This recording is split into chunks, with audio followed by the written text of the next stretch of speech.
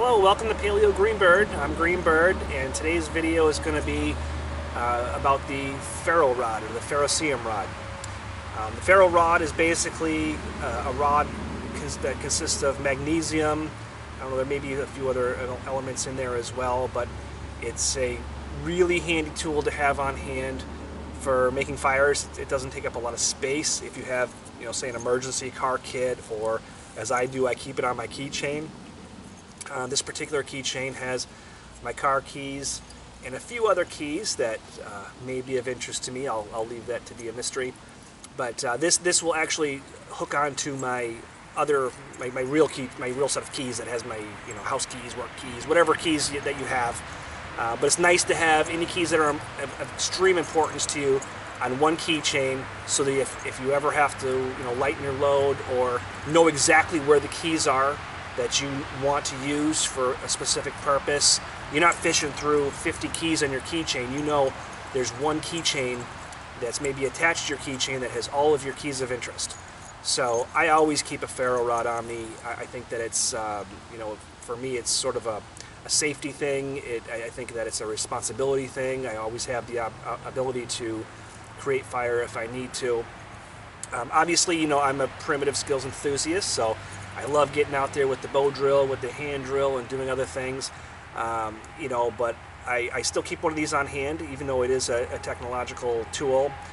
And I try and remind myself that even though I really find these primitive skills of interest, making fires and looking at the stars and indulging myself in these practices that I find interesting, you have to remember our ancestors also used and sought after technology. So everything they did was a technological advancement, from flint knapping arrowheads to the sides of their spears, to creating the extremely complex atlatl, which seems like a very simple tool, but the physics behind it and the advantage that it gave our ancestors is just amazing. So I try and find my happy in between too. That yes, I have a Ferro Rod, makes life easy for me if I need to make a fire, but I also believe in redundancy. So I know at least 4 other ways of making fire if this was to get lost, broken, or anything like that. So I never recommend that anybody uses their knife when using a Ferro Rod, at least not the blade portion of it, because it will dull your blade. And you can always use the back of it. This particular knife I bought specifically to sort of beat on, see what it can take. I do like to have a very lightweight, minimalistic, equipment available to me at any given time. Something that I can fit in my pockets on a daily basis. My Ferro Rod and my knife. So far that's it. A little bit of cordage. I do have a way.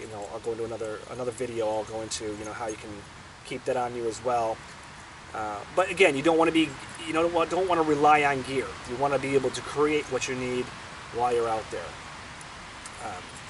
So that's enough about the Ferro Rod. What we're going to go ahead and do is practice it. Okay, so there's two schools of thought for the Ferro Rod.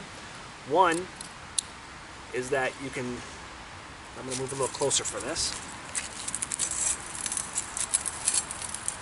One is that you can take your knife, or the back of your knife, or whatever metal object you're using, and you can scrape away. Okay, so now you're scraping off the magnesium flakes away from you, and I'll show you what that looks like. If you're going to use your knife, in my opinion, I'll use the serrated portion of the knife if you have that on your knife. And the reason is that I very rarely use that part of the knife. I don't find it that handy. If I was to buy this knife again, I would buy one that was, just a straight blade all the way down, no serration. So you can either scrape away, I don't know if you can see that, okay, which is good, but now remember, when you're scraping away, if you've got a tinder bundle on the ground, you either have to distance yourself perfectly, or you run the risk of actually hitting your tinder bundle. What I like to do is I like to take the Ferro Rod, stuff it into my tinder bundle, and pull it back. And that way, My knife is stable. I'm not going to hit my tinder bundle. I'm getting the flame that I need right where I want it. And I've had great success with that. So that's what I prefer to do. I got a runaway chicken over here. So that's what I prefer to do, and it works very well. If you do buy one of these ferro rods, the first thing you want to do is take all the black outer coating, scrape that off. It doesn't do you any good. I think they just put that on there so they don't rub against each other when they ship it. They're relatively inexpensive too, and you can get them actually built into buckles to bracelets. So if you want to make yourself a paracord bracelet, they have actually a striker and a ferro rod in there. So let's just get to it. Let's test this thing, and I'm going to show you exactly what it's capable of, and hopefully we'll have success. So here we go.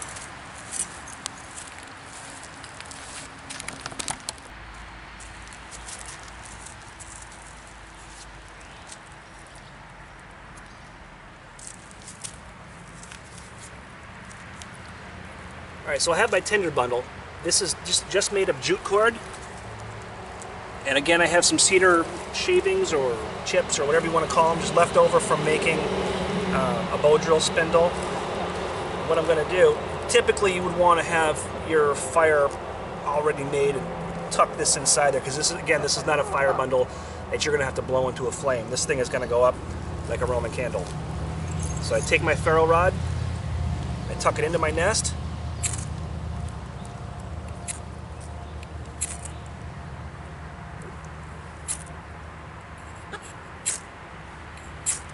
And there it goes. I've got instant fire. Whew, boy, I can feel the heat off that too. Nice. So, I don't know how well you can see this, but I can flip it over. Let it going again.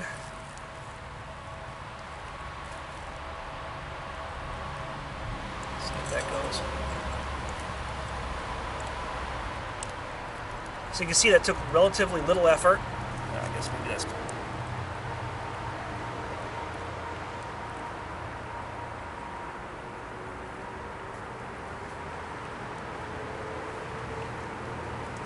Let's just hit that again.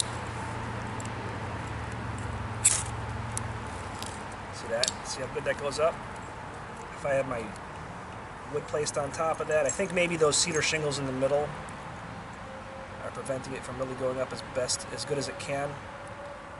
So maybe I won't make my tinder bundles like that anymore. That was an experiment.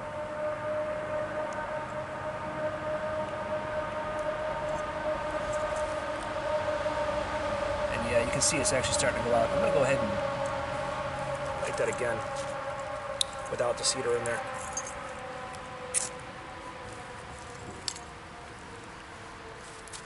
Oh yeah, then you can see, look at that go. Yeah. So thanks for helping me learn. Now I know that the cedar shingles are a bad idea. Look at that go. That's fantastic. That's exactly what you want. That gives you plenty of time to put wood on the fire. I can feel the heat from that. So I hope you enjoyed this video. If you have any questions, any advice, anything you'd like to share with me, I'd love to hear it. Again, I don't claim to be an expert. I'm just an enthusiast. I enjoy learning these things, practicing them, sharing them with others, and most importantly, learning more and learning how I can do these better. So until next time, I thank you for joining me. I hope you enjoyed this video. Hope to see you again, and have a great day. Paleo Greenbird out.